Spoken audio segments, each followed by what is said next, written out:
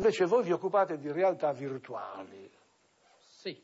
Voi trasformate il sogno in un disegno, lo animate, lo buttate su questo grosso mondo di Internet. È così? Allora, diciamo che Internet è la base sulla quale noi lavoriamo, nel senso che io trovandomi a studiare insomma, la realtà di Internet dagli anni 90, perché io lavoro all'università, faccio ricerca sulle forme di socializzazione online praticamente, Sì. mi sono interessato sin da subito a questo fenomeno che era la creazione di mondi tridimensionali abitati dalle persone e quindi in particolar modo Second Life perché è quella piattaforma più flessibile, no? Che consente di fare più cose ed è anche quella che ha avuto più, diciamo, pubblicità, insomma.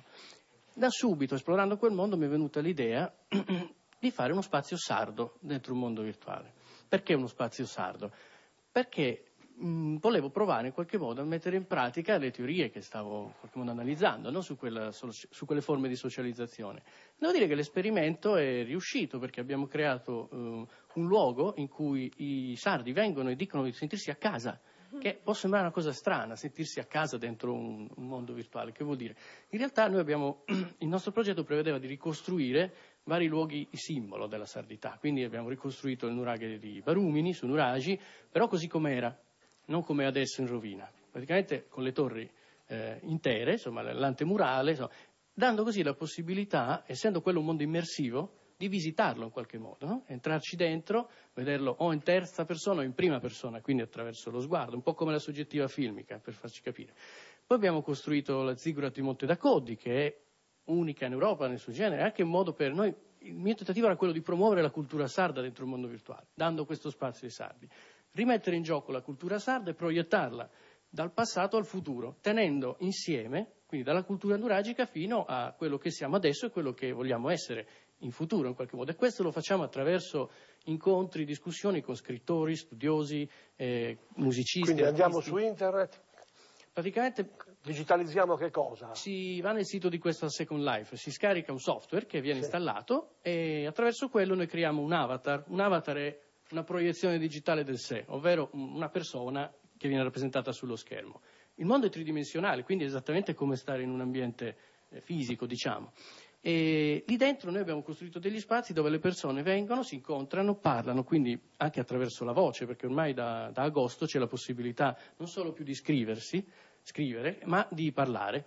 E questo contribuisce alla creazione di uno spazio sardo perché si sentono gli accenti, si parla in sardo se si vuole.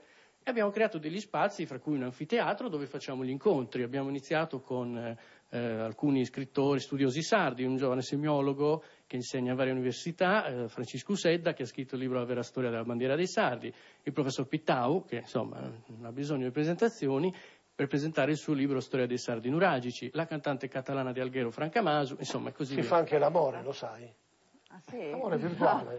Nel sito. Non credo però. Come no? Nel loro Ti sito, colleghi no. e... Diciamo che sì, ci sono anche land, cosiddette, cioè isole, dove anche insomma delle persone cercano di conoscersi anche in maniera più approfondita, cioè ma non è lo spirito che anima Sardegna. No, ma io non intendevo rivolgere. Diciamo che da noi c'è stato, diciamo, il primo cosiddetto matrimonio virtuale. A due si sono conosciuti da voi? Si sono conosciuti, si sono innamorati in pratica sulla spiaggia della Pelosa che noi abbiamo ricostruito. Infatti a breve sarà ufficiale l'ingresso di Stintino, siamo orgogliosi di questo, nel mondo di Sardinia e Second Life.